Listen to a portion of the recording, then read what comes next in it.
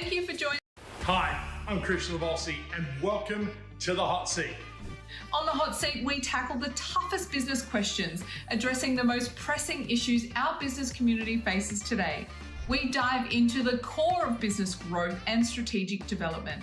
Whether you're launching a startup, managing a growing business, or refining an established enterprise, we're here to provide you insights that you need. Get ready for candid conversations and practical advice that you can implement today. Stay with us and let's grow your business together.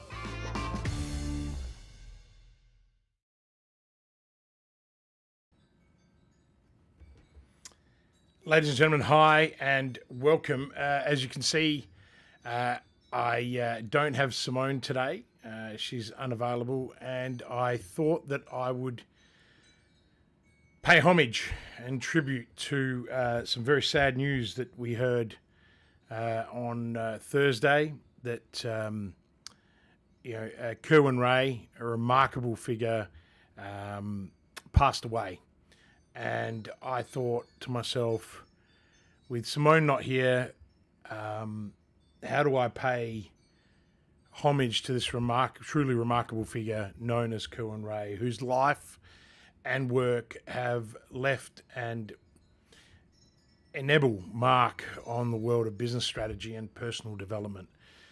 Kerwin was not only a motivational powerhouse, but also a beacon of resilience, having overcome and towering obstacles, including ADHD, dyslexia, addiction, and life-threatening health scares. Now, in many ways, I related a lot to Kerwin because I also was diagnosed as a 9-year-old with ADHD and dyslexia, and I had a very significantly difficult childhood.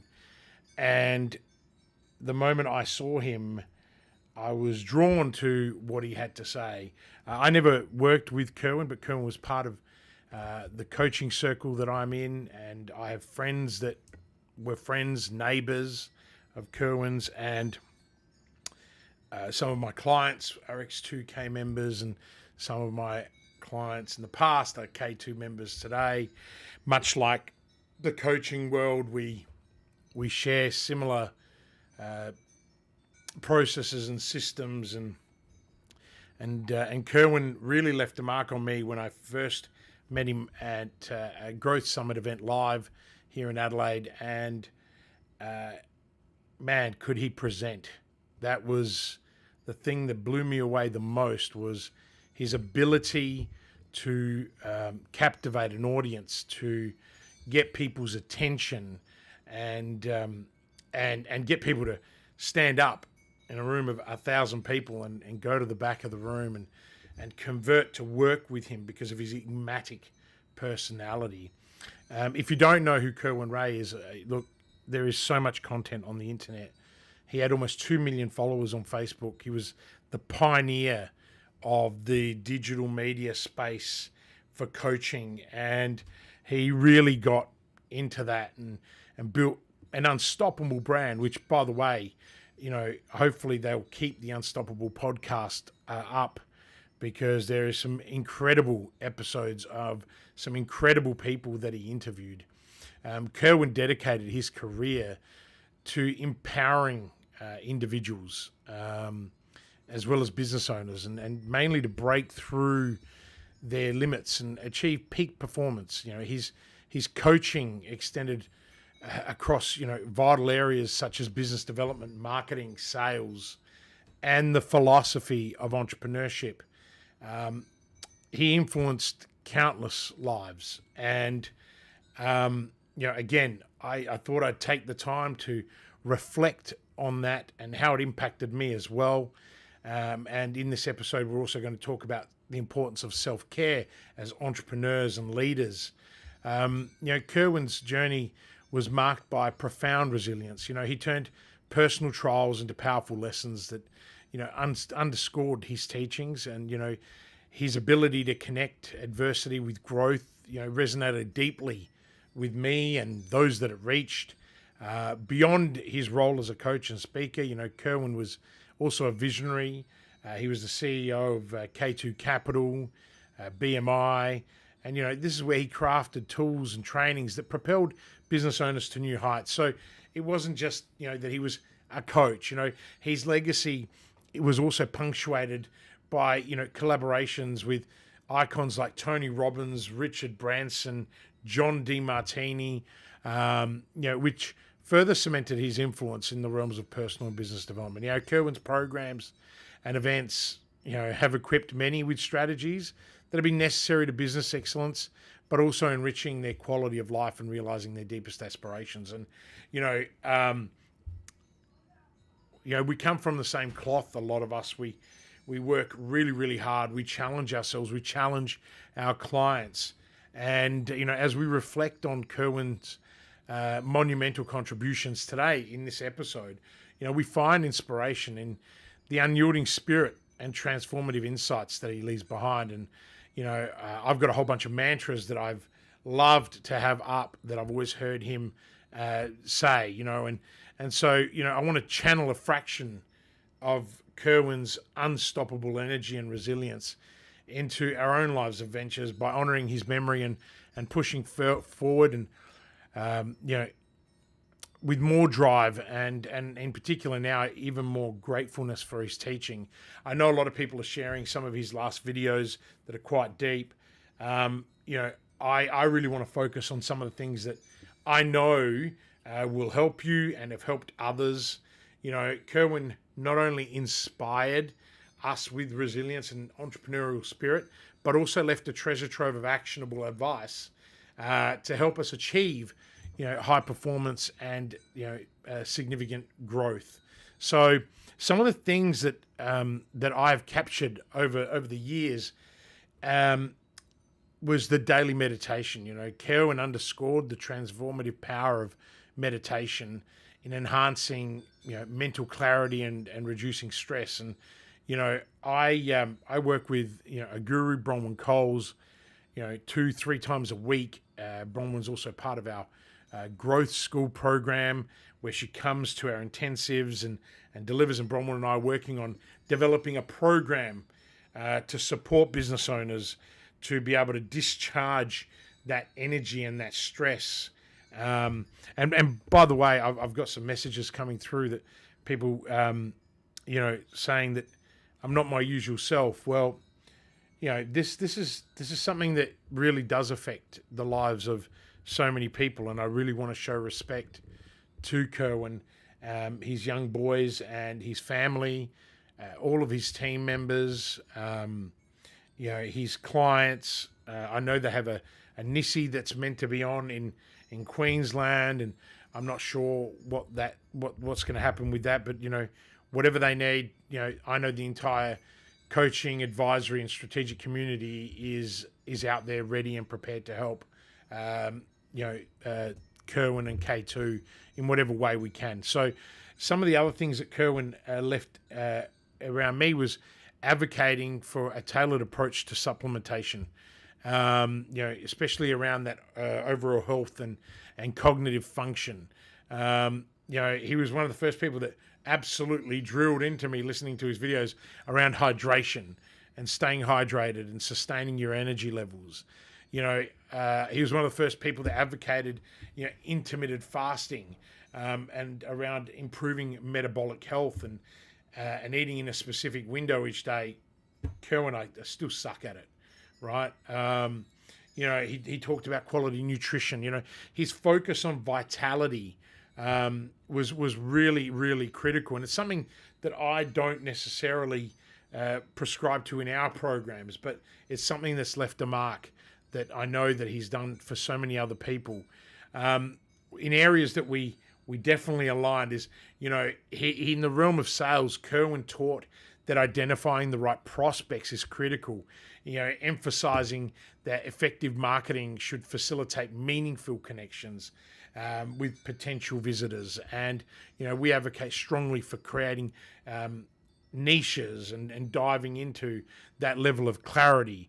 Sorry, I've just got messages coming through and I'm trying to read and talk to you at the same time. But the one big thing was always about being original, right? No matter how much I followed Kerwin or other coach or other people when I was in business, operating and starting my 80 companies. I looked at that, and one of the things he believed that building lasting relationships was more crucial than making any immediate sales. And so Kerwin advocated for creating original content that engaged customers over the long term. And, Taki is a mutual friend and of Kerwin and I, and Taki is a big believer in your point of view, to be able to express that so people get to know you. He was an advocate for understanding a customer's needs and ability, to involve people in really listening and posing the right questions to uncover the true requirements of a customer. Kerwin stressed always the importance of demonstrating how your product or service actually met the specific customer needs, recommending adherence to well-practiced pitching to convey their value proposition clearly. And one thing that always resonated with me and everyone is that, he encouraged asking for referrals, irrespective of the sales outcome, continue to expand a network of potential new customers. And these are just some of Kerwin Rae's, principles that I know that I've been able to lean on and know that they are universal and that others can also use them to design. They're actually being designed to elevate your journey towards both personal and business excellence. And look, some of the things that the wisdom, I guess, that Kerwin's teachings, they provided actionable strategies, but we're also rich with profound mantras. And some of these sayings you may know, and some of them you may not, but these are some that have really hung around with me. And one of them is, that needing a relationship because you don't want to be alone is called codependency. It's a form of addiction. That's one of the quotes that I captured from him many, many years ago, when I put myself in a codependent environment, and I'm talking a long, long time ago. And it's something that stayed with me, and I've always reminded myself. One that he's very well known for saying is growth is painful and change is painful, but nothing is as painful as being stuck somewhere you don't belong. And any business owner knows that feeling, and I think that's really important for all of us to grapple and understand. So many people are stuck on a road to nowhere, or are stuck in a place they don't belong. And so, Kerwin, thank you. That was one of the quotes that's really resonated with me for a long time. We all know that you were a massive influencer on accountability. And one thing that you always said was, we all need people in our lives that don't accept our excuses and push us to be better. And that is something that I have used with my clients over and over again. I don't accept excuses. I'm just going to push you to be better. And then, there was a quote around failure. Don't fear failure. Fear being stuck in the same place next year as you are today. And I thought that was huge, because even this morning I was talking to some prospects, and they were telling me how they're stuck and they're unsure and they're unable to move forward. And I said, well, do you enjoy being there? What would it feel like in 12 months' time, if you weren't there? And they lit up. And I said, so why don't we make a commitment today to join Growth School? And they said, sure.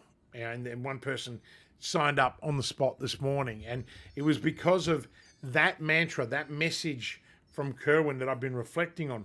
And that's why I wanted to share it with you guys today. Really, really important.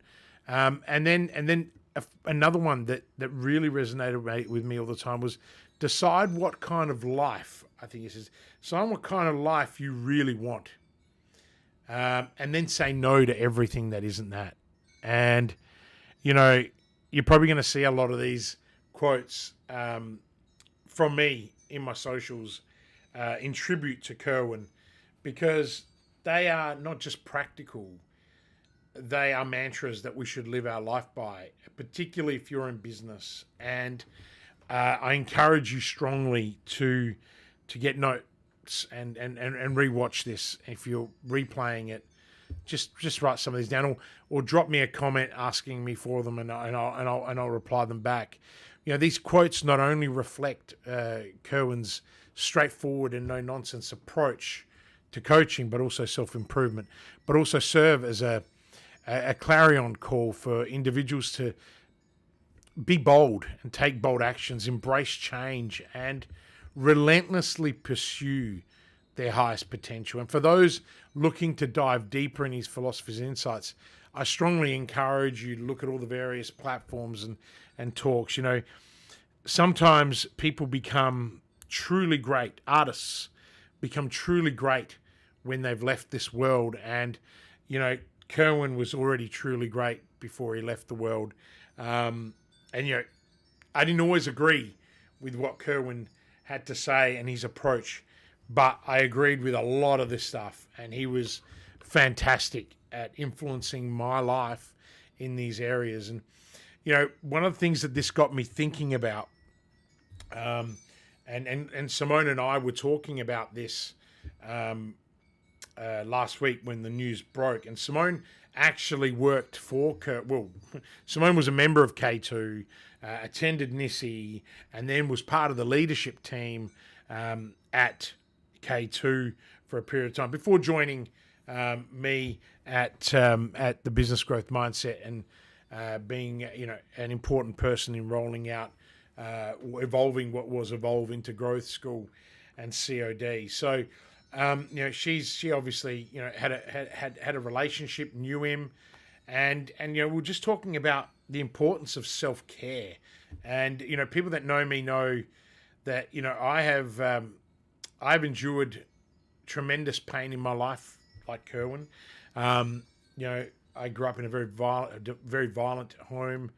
I was, you know, physically abused, beaten, ridiculed, mentally abused, told I was stupid all the time, and to the point where I believed it, right? And if it wasn't for the gift that I have, the sheer luck and determination and grit that I built over those years, and by the way, I'm grateful for all of it. You know, sure, I would never wish upon anyone else, but one thing that I learnt was self-care, and I didn't necessarily learn it as a child. I learnt it much later in life when, in 2009, my whole world came crashing down, and I lost, you know, I built a $30 million group of companies, and my whole world crashed. And, you know, my relationship was in tatters. I couldn't feed myself. I was couch surfing, and it hurt. It was painful. One thing that I'd learnt my whole life was reach out and ask for help. You know, as a man of faith, you know, I knew I could reach out to Jesus Christ and someone would listen to me. And, you know, for me, I was saved for that reason. You know, I was able to reach out and ask for help. And I've never been one to shy away. I'm incredibly vulnerable.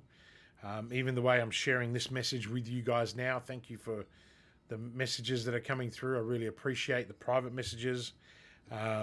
It's not about me today. It's about, you know, a tribute to Kerwin and a tribute to all business owners out there. I think we don't respect business owners anywhere near enough for the risks and the sacrifices and that they do. People think business owners are all driving Ferraris and are millionaires. Well, I can tell you that's about 2%. The rest are doing it tough. They're struggling. They need our support. Some of them suck at what they do. So let's be really clear. And, you know, just like professional athletes that don't make it, they're the ones that don't listen to their coach. They don't have a coach. And then they spend their whole life bitching and whinging that they never made it.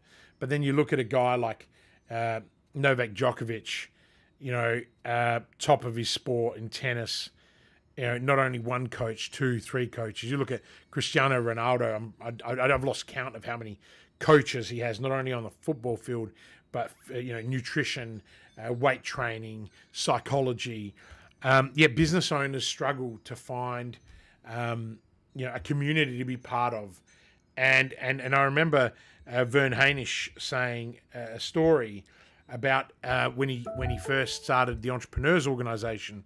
He founded the Entrepreneurs Organization for people like Steve Jobs, who, when he launched an awards for entrepreneurs in the US, he had everyone in the room: Steve Jobs, Bill Gates, Jeff Bezos, all the famous guys.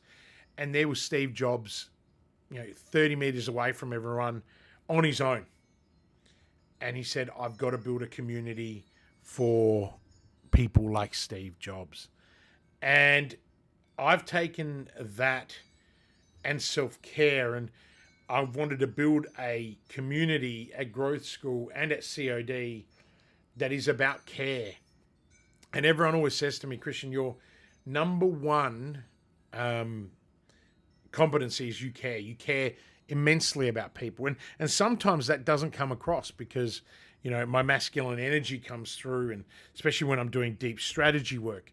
But behind the scenes, what you're seeing today on this hot seat, on this solo cast, this is the other side of me. This is the empathetic, the care side, the one that Simi Rayet, who has just published her book Joy, when we did a documentary together.